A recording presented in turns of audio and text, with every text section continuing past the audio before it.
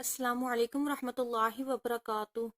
طائف کے سفر سے واپسی پر 9 جنوں کا آپ صلی اللہ علیہ وسلم کے پاس سے گزر ہوا۔ وہ نصیبین کے رہنے والے تھے۔ یہ شام کے ایک شہر کا نام ہے۔ آپ صلی اللہ علیہ وسلم اس وقت نماز پڑھ رہے تھے۔ جنات نے آپ صلی اللہ علیہ وسلم کی قرأت کی آواز سنی تو اسی وقت مسلمان ہو کے، پہلے وہ یہودی تھے۔ طائف سے واپسی پر آپ صلی اللہ علیہ وسلم مکہ میں داخل ہوئے تو حرم میں آئے اور بیت اللہ کا طواف فرمایا۔ اس کے بعد گھر تشریف لے کے ادھر 9 جن جب اپنی قوم میں گئے تو انہوں نے باقی جنوں کو آپ صلی اللہ علیہ وسلم کے بارے میں بتایا۔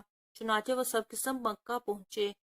انہوں نے حجون کے مقام پر قیام کیا اور ایک جن کو آپ صلی اللہ علیہ وسلم کی خدمت میں بھیجا۔ اس جن نے آپ صلی اللہ علیہ وسلم سے عرض کیا، میری قوم حجون کے مقام پر ٹھہری ہوئی ہے، آپ صلی اللہ علیہ وسلم وہاں تشریف لے چلیے۔ آپ صلی اللہ علیہ وسلم نے اس سے وعدہ فرمایا کہ آپ رات میں کسی وقت حجون آئیں گے۔ حجون مکہ کے ایک قبرستان کا نام ہے۔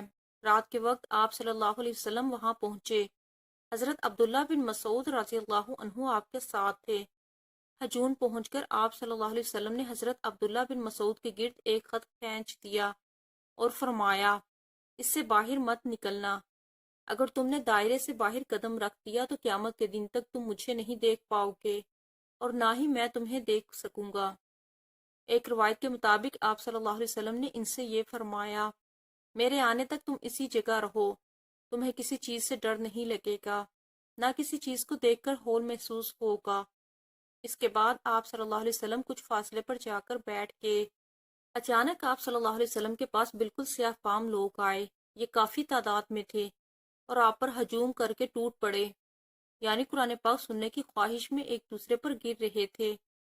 اس موقع پر حضرت عبداللہ بن مسعود رضی اللہ عنہ نے چاہا کہ آگے بڑھ کر ان لوگوں کو آپ کے پاس سے ہٹا دیں، لیکن پھر انہیں آپ صلی اللہ علیہ وسلم کا ارشاد یاد آ گیا اور وہ اپنی جگہ سے نہ ہلے۔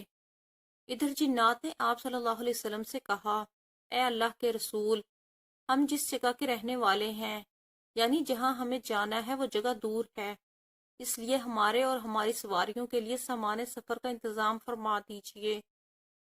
جواب میں آپ صلی اللہ علیہ وسلم نے ارشاد فرمایا، ہر وہ ہڈی جس پر اللہ تعالیٰ کا نام لیا گیا ہو، جب تمہارے ہاتھوں میں پہنچے گی تو پہلے سے زیادہ پرگوشت ہو جائے گی، اور یہ لید اور گوبر تمہارے جانوروں کا چارہ ہے۔